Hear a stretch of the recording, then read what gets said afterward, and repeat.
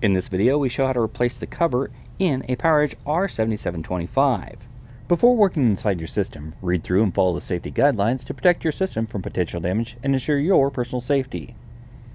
For more information about safety guidelines, see the service manual at dell.com/support.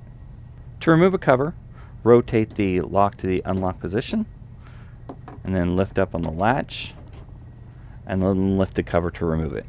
To install a cover, align it with the system, lower it into place, then lower the latch, and then rotate the lock to the locked position.